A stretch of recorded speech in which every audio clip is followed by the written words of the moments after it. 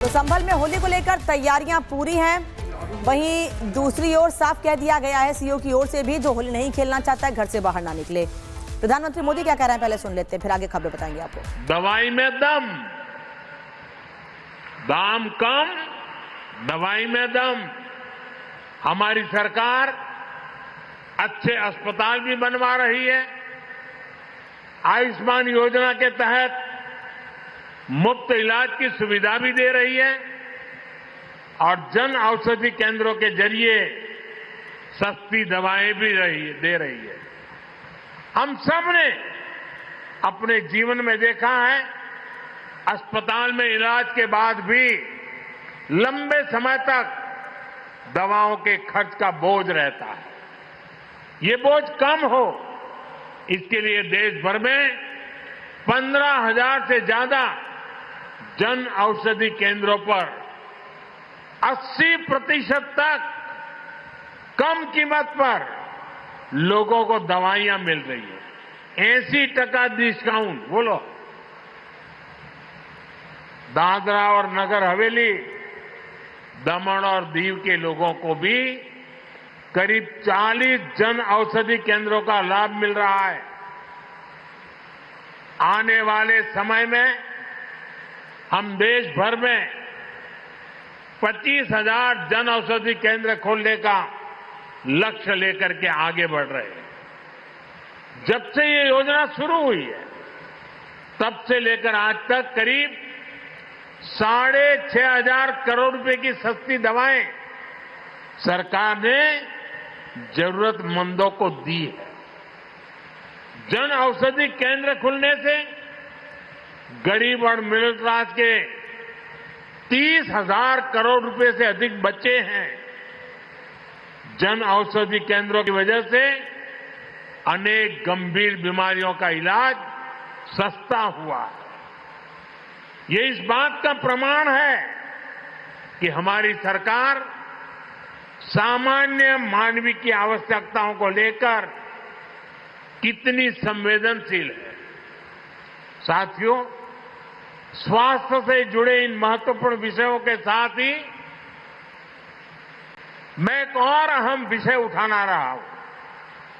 आप सब जानते हैं, आज जीवन शैली, उससे जुड़ी बीमारियां, लाइफस्टाइल डिसीज हमारे आरोग्य के लिए एक बड़ा खतरा बन रही है।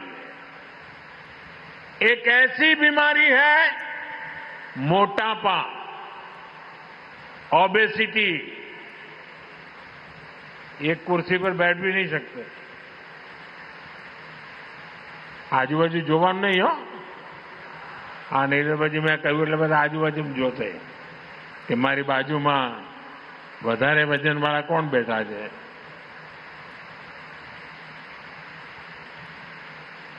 ये मोटापा जो आज दूसरी कई बीमारियों की वजह बनती जा रहा है। अभी हाल ही में मोटापे की समस्या पर एक रिपोर्ट आई है। ये रिपोर्ट कहती है कि 2050 तक 44 करोड़ से ज्यादा भारतीय मोटेपन, ओबेसिटी की समस्या से ग्रस्त हो जाएंगे।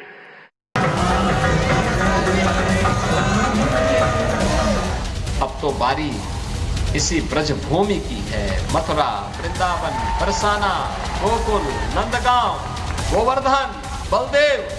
विकास के लिए पैसे की कोई सीमा नहीं।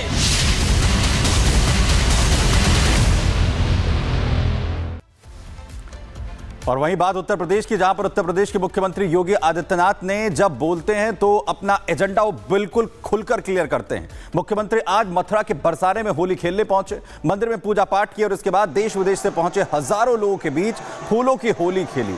सीएम योगी ने खुद जहां फूल लेकर लोगों पर बरसाए और उसके बाद योगी ने जनसभा में बड़ा ऐलान किया। लोगों को संबोधित करते हुए योगी ने कहा कि अयोध्या काशी के बाद अब मथुरा की बारी है। सीएम ने कहा कि जैसे अयोध्या काशी को सजाया संवारा वैसे ही मथुरा को भी संवारेंगे।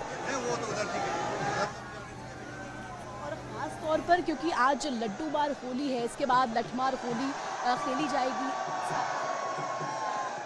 ये भी देखने की जरूरत। अन्य तमाम विकास की योजनाओं के साथ हमने पहले जोड़ा है। 100 करोड़ की योजनाएं अभी हमारी चल रही हैं और आज तो मैं आपको ये आश्वस्त करने के लिए आया हूं। चौधरी साहब ने जो बात यहां पे कही है, आदरणीय प्रधानमंत्री जी के नेतृत्व मार्गदर्शन में काशी की कायाकल्प हुई है। अयोध्या में प्रभु रामलला के 500 वर्षों के बाद विराजमान होने के अवसर पर अयोध्या को त्रेता युग की तरह फिर से सुंदरतम नगरियों में से एक बनाने का काम किया है। और अब जब महाकुंभ प्रयागराज के कार्यक्रम को सकुशल संपन्न करने के बाद अब हमें फुर्सत मिली है। यद्यपि यहां कार्य पहले प्रारंभ हो गए थे, लेकिन इस बार हमने बजट में विशेष प्रावधान कर दिया है। और आप आश्वस्त रहिए, बस आप आशीर्वाद देते रहिए, इंतजार करिए। जैसे अयोध्या आज सुंदरतम नगरी बन गई है, हमारा प्रयागराज सचमुच तीर्थों का राजा बनकर के चमकता हुआ दिखाई दे रहा है। दीप्यमान सूर्य की रूप में पूरी दुनिया को दिखाई दे रहा है। महाकुंभ की सफलता उसका एक उदाहरण है। जैसे काशी की कायाकल्प हुई है, अब तो बारी इसी ब्रजभूमि की है। मथुरा, वृंदावन, बरसाना, गोकुल, नंदगांव, गोवर्धन, बलदेव, ये सभी पे विकास के लिए पैसे की कोई सीमा नहीं। मैंने पहले भी कहा, विकास की इन योजनाओं को आगे बढ़ाने के लिए मैंने कहा होली के अवसर पर राधा रानी के श्री चरणों में इससे बड़ा निवेदन करने का अवसर दूसरा नहीं मिलने वाला है कि मैं होली के अवसर पर, क्योंकि इस समय उनका आशीर्वाद विशेष रूप से इस भूमि को प्राप्त होता है और इसीलिए इस अवसर पर मैं उनकी चरणों में, श्री चरणों में अपने सभी माननीय जनप्रतिनिधियों के साथ पूज्य संतों के सानिध्य में निवेदन कर लूं और इस बात के लिए आश्वस्त कर लूं कि उनकी कृपा बनी रहे। यहां का विकास होगा, पूरा विकास होगा। जैसे अयोध्या में, जैसे प्रयागराज में, जैसे काशी में, जैसे मां विंध्यवासिनी धाम में आपको दिखाई दे रहा है, यही हर विकास के कार्य यहां पर इसी रूप में आगे बढ़ेंगे। और अब तो जो हमारे पूज्य संतों की चिंता हुआ करती थी कि यमुना मैया के बारे में भी तो कुछ होना चाहिए। और बहनों और भाइयों, मैं आज आप सबसे कहने के लिए आया हूं, मैं आप सबसे कहने के लिए आया हूं कि यमुना मैया, अब तो दिल्ली में भी राम भक्तों की सरकार आ गई है आदरणीय प्रधानमंत्री जी के नेतृत्व में। तो ये मान करके चलिए कि यमुना मैया भी अब मां गंगा की तर्ज पर अविरल और निर्मल होकर के फिर से 5000 वर्ष पुरानी स्मृतियों को, जब हमारे कृष्ण कन्हैया यमुना मैया की गोद में वहां पर अपने बाल बालों के साथ जब वहां पर डुबकी लगाया करते थे, वह दृश्य फिर से हमें इस भूमि पर देखने को मिलेगा। और यह दिन बहुत दूर अब नहीं रहा।